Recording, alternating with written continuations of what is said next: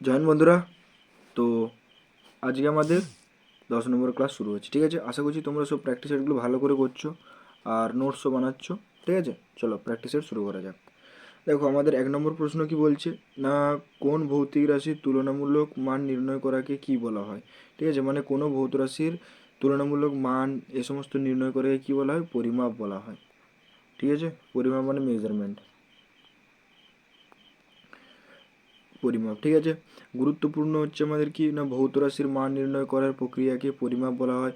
পরিমাপের জন্য একটি নির্দিষ্ট একক দরকার হয়ে থাকে।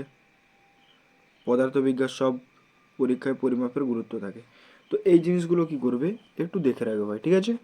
চলো 2 নম্বর, পরিমাপ করার জন্য কি প্রয়োজন হয়ে থাকে, একক।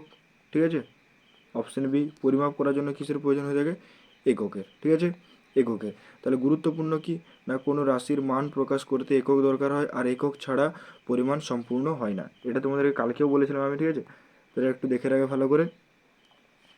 চলো পরবর্তীতে যা যাক 3 নম্বর, পৃথিবীতে ও সূর্যের গড় দূরত্বকে কি বলা হয়েছে, পৃথিবী ও সূর্যের গড় দূরত্বকে কি বলা হয়ে থাকে। তো এটা তোমরা বলো একটু। চলো, এটা কি বলছে, সি জ্যোতির্বিদ্যা। ঠিক আছে, চলো গুরুত্বপূর্ণ একক কি না, একে আমাদের কি বলা হয়, এই যে এই সংকেতটা, হ্যাঁ এই সংকেতটা একটু দেখে রাখবে ভাই, ঠিক আছে। এই সংকেতটা একটু দেখে রাখবে, কেন দেখো এই সংকেতগুলো একটু এক্সামে বেশি আসছে, ঠিক আছে। যেমন জলের সংকেত, ঠিক আছে। তো এই জিনিসগুলো একটু দেখে রাখবে বেশি করে, ভালো করে, ঠিক আছে। চলো এগুলো একটু দেখে নাও। চলো পরবর্তী যাওয়া যাক, কারণ কোশ্চেন আছে আজকে 15টার মতো। এইউ, একে একক, সরি, এক এইউ এর মান কত, এক ইউ এর মান কত। তো এটা কি হবে বলো তোমরা, আগে বলো কি হবে, তারপর আমি বলে দিচ্ছি এটা কি হবে। চলো আমি বলে দিই, তাহলে এটার একক কী হবে না, অ্যান্সার হচ্ছে আমাদের অপশন বি, 9.46 গুণিত 10 की घाते 15 मीटर। 9.46 गुणा 10 की घाते 15 मीटर। আলোর গতিবেগ প্রায় 3 गुणा 10 की घाते 8 मीटर/सेकंड स्क्वायर। ठीक है, चलो अब चलते हैं हम अगली की तरफ। ये ठीक से देख के रखना, क्योंकि ये बहुत बड़ा एक इम्पॉर्टेंट क्वेश्चन है, ठीक है। চলো তারপর পরবর্তী যা যাক। 5 নম্বর কি বলছে না, একক বছরের আলো যে দূরত্ব অতিক্রমণ করে তাকে কি বলা হয়, তাকে কি বলা হয়। ঠিক আছে, না একক, এক বছরের আলো যে দূরত্ব অতিক্রমণ করে তাকে কি বলা হয়, আলোকবর্ষ বলা হয়। ঠিক আছে, তাহলে এটার অ্যান্সার কী হচ্ছে ভাই, আলোকবর্ষ। বুঝতে পেরেছো, তাহলে এটার অ্যান্সার হচ্ছে আলোকবর্ষ। আর এটি জ্যোতির্বিদ্যার দূরত্বের একক, তাহলে এগুলো একটু দেখে রাখতে হবে, মানে এগুলো হচ্ছে মেন পয়েন্ট ভাই। বুঝতে পেরেছো। চলো পরবর্তী যাওয়া যাক। 6 নম্বর কি না, এক আলোকবর্ষের মান প্রায় কত, এক আলোকবর্ষের মান প্রায় কত, এটা তোমরা বলো কত।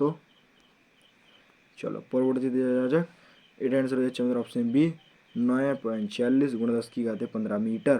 আর আলোর গতিবেগ 3 × 10 की 18 मीटर/सेकंड स्क्वायर। এগুলো একটু দেখে রাখবে। এগুলো ভাই যেগুলো করাচ্ছি এগুলো হচ্ছে ইম্পর্টেন্ট কোশ্চেন্স, ঠিক আছে। তো এগুলো একটু সবাই দেখে রাখবে, কারণ এগুলো হচ্ছে সব থেকে গুরুত্বপূর্ণ কোশ্চেন্স হচ্ছে এগুলোই। মানে এই পরিমাপ চ্যাপ্টারের মধ্যে আমি যে 15টা কোশ্চেন্স এনেছি, 15টা কোশ্চেন্স আনবে খুবই ইম্পর্টেন্ট কোশ্চেন্স। চলো এরপরে দেখো 7 নম্বর কোশ্চেন, পারসেক কিসের একক। পারসেক আমাদের কিসের একক, পারসেক দিয়ে আমরা কী করি, দূরত্ব মাপি। তাহলে এটার অ্যান্সার হয়ে যাচ্ছে কি, পারসেক হচ্ছে আমাদের দূরত্বের একক। ঠিক আছে, চলো পারসেক হচ্ছে আমাদের দূরত্বের একক। গুরুত্বপূর্ণ পয়েন্ট, জ্যোতির্বিদ্যায় বিশাল দূরত্ব মাপার জন্য কী ব্যবহৃত হয়ে থাকে, পারসেক ব্যবহৃত হয়ে থাকে। তো এই জিনিসগুলো একটু দেখে রাখতে হবে, ঠিক আছে। দেখো প্র্যাকটিস সেটে আমরা মেন মেন পয়েন্ট কিন্তু রাখছি, তো সবাই একটু রিভিশন টাইপেরও কাজে দেবে সবার কার, আর নোটস বানাতেও কাজে দেবে। তো একটু ভালো করে নাও। চলো পরবর্তীতে যা যাক। 8 নম্বর কি না, এক পারসেক সময়, এক পারসেক প্রায় কত আলোকবর্ষের সমান। ঠিক আছে, তো আগে তোমরা বলো কত আলোকবর্ষের সমান। চলো আমি বলে দিচ্ছি, তাহলে কত আলোকবর্ষের সমান, 3.26। ঠিক আছে, তাহলে অ্যান্সার হয়ে যাচ্ছে আমাদের অপশান বি, এক পারসেক আলোকবর্ষের সমান 3.26 আলোকবর্ষ। ঠিক আছে, তাহলে এই জিনিসগুলো একটু ভালো করে দেখতে হবে। দেখো এই পারসেক সম্পর্কে যদি কিছু আছে, মানে এক পারসেক প্রায় কত আলোকবর্ষের সমান, তো হয় এইটা আসতে পারে, ঠিক আছে, আর নয় এইটা আসতে পারে অগ্নিবীরের জন্য। তাহলে এই দুটো জিনিস কিন্তু খুব মোস্ট ইম্পর্টেন্ট কোশ্চেন, বুঝতে পেরেছো। যারা এক্সাম দিয়েছে তারা কিন্তু জানে যে এই ধরনের প্রশ্ন কিন্তু খুবই ইম্পর্টেন্ট কোশ্চেন ভাই, সত্যি কথা বলছি। তোমাকে মিথ্যে কথা বলে আমার কোনো লাভ নেই। যারা দিয়েছে তারা অলরেডি জানে যে কোন ধরনের প্রশ্ন ইম্পর্টেন্ট আর কোন ধরনের প্রশ্ন ইম্পর্টেন্ট না।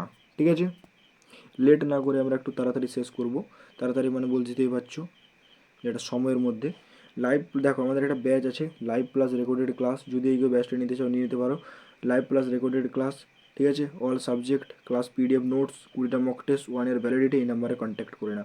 আর একটা জিনিস বলে দিচ্ছি, এই ব্যাচটার একটা খাসিয়ত যেটা আমরা শুরু করেছি, ঠিক আছে, যেটা এখানে দেওয়া নেই, হচ্ছে আমরা আবার জিকেটা ঠিক আছে, জিকেটা মানে আমাদের ব্যাচের ছেলেদের সমস্যা আছে একটু, যে দাদা কিছু কিছু টপিক আছে যেগুলো আমাদের মাইন্ড ম্যাপ টাইপের করিয়ে দাও, তো সেই জিকেটা খুব ভালো করে করানো হবে। যদি কেউ জিকেতে কিছু বুঝতেও না পারো, জয়েন হয়ে যেতে পারো, বেসিক টু অ্যাডভান্স সব সব কভার করে দেবো, ঠিক আছে, বেসিক টু অ্যাডভান্স ভাই, একদম সিরিয়াস বলে দিলাম। একটা ক্লাস করবে বুঝতে পেরে যাবে, ঠিক আছে, যে কি হলো কি না হলো সমস্তটা বুঝতে পারবে, কোনো জায়গায় কোনো সমস্যা হবে না, ঠিক আছে। প্রাইস মাত্র 349 টাকা।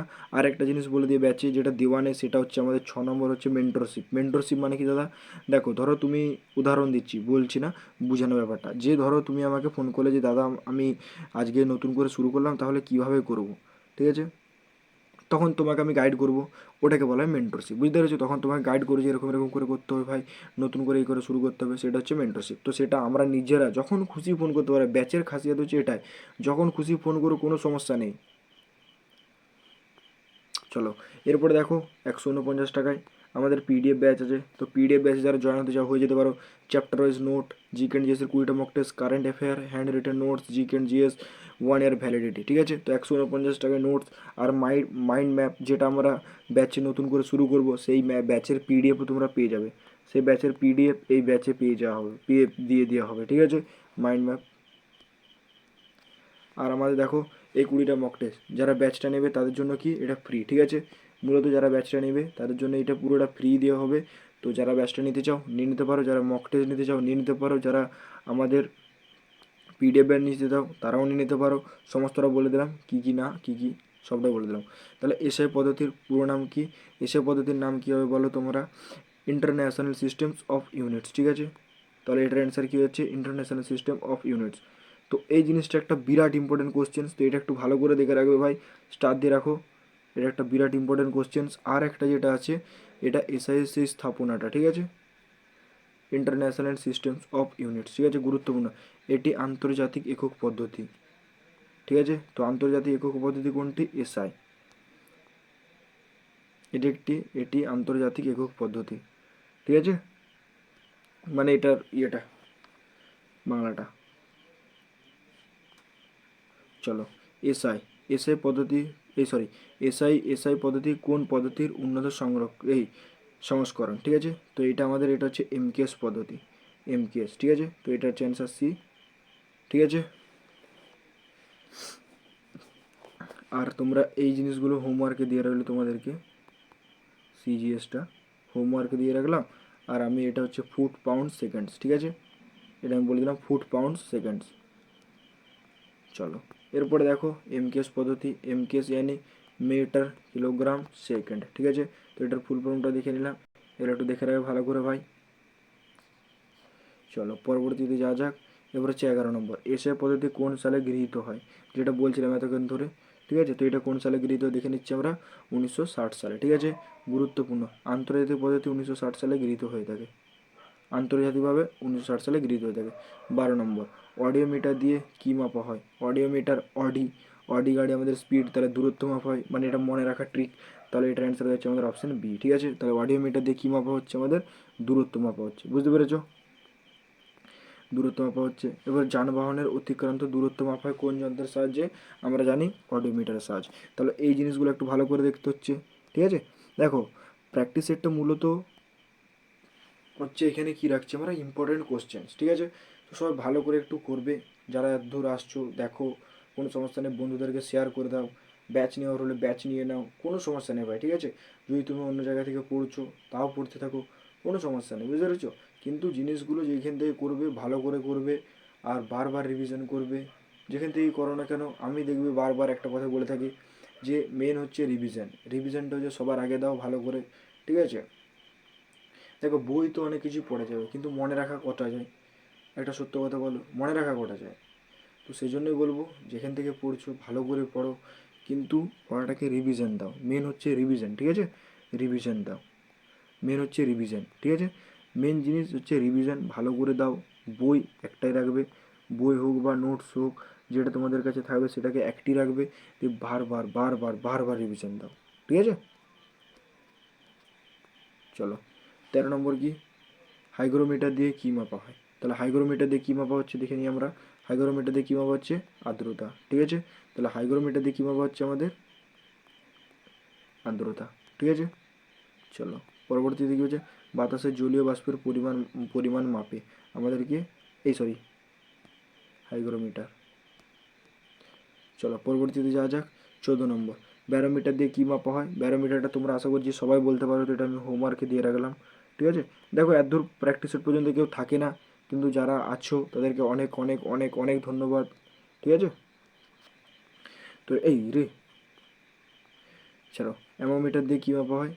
অ্যানিমোমিটার দিয়ে কী মাপা হয়? এটা আমি তোমাদেরকে হোমওয়ার্কে দিয়ে রাখলাম, ঠিক আছে? তো এই জিনিসগুলো একটু নিজেরা করবে, মানে কমেন্টে বলবে। আর আজকের প্র্যাকটিস সেটটা তোমাদের কেমন লাগলো অবশ্যই জানাবে। আর বন্ধুদেরকে যদি এই ব্যাচটা ভাই নিতে চাও, আরেকবার বলে দিচ্ছি, দেখো এই ব্যাচটা যদি নিতে চাও তাহলে বন্ধুদেরকেও নেওয়ার সুযোগ করে দাও, যদি বন্ধুরা কেউ নিতে চায়। আর যদি তোমরাও কেউ নিতে চাও নিয়ে নিতে পারো ভাই।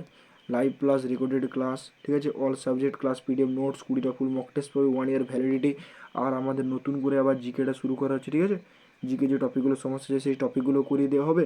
আর তার সাথে সাথে নোটস, পিডিএফ নোটস, তার সেই ক্লাসের নোটসে অ্যাড করে দেওয়া হবে। কোন পিডিএফটা অ্যাড করবো যেটা বোঝানোর নেই, ঠিক আছে? মানে সম্পূর্ণ আবার নতুন করে জিকেটা আবার সবটা শুরু করা হচ্ছে, ঠিক আছে? সম্পূর্ণ জিকেটা আবার শুরু করা হচ্ছে। তো তোমরা যারা ব্যাচটা নিতে চাও নিয়ে নাও। বেসিক থেকে সব পড়ানো হবে। মাইন্ড ম্যাপ মানে মাইন্ডের পুরো কাজ করবে ম্যাপিংয়ের, ঠিক আছে? জিকে নিয়ে তোমাদের যেটা সমস্যা না দাদা, মনে থাকে না, সেটা পুরো ম্যাপিংয়ের কাজ করব। চলো 10 নম্বর সেটটা অবশ্যই কেমন লাগলো জানাবে। পরিমাপ, ঠিক আছে? পরিমাপ সেটটা মানে আমাদের এই সেটটা কেমন লাগলো অবশ্যই জানাবে। আর প্রতিদিন এরকমই 10টা হোক 15টা হোক কোশ্চেন্স আমি নিয়ে আসবো, তোমাদের সামনে তুলে ধরবো। তোমরা চ্যাপ্টার ওয়াইজ যেখান থেকে যেই স্যারের কাছ থেকে পড়ছো, খুব ভালো জিনিস পড়তে থাকো। সেই চ্যাপ্টারটা ওপেন করো, যদি কিছু নতুন থাকে তাহলে অ্যাড করে নেবে, আর না হলে একটা খাতা রেডি করে টপিক ওয়াইজ প্র্যাকটিস করে নাও, ঠিক আছে? কোনো সমস্যা নেই ভাই, যেখান থেকে করছো খুব ভালো জিনিস করতে থেকো, মেন জিনিস করতে থেকো, ঠিক আছে? তো আজকের জন্য এতটুকুই। জয় হিন্দ, জয় ভারত।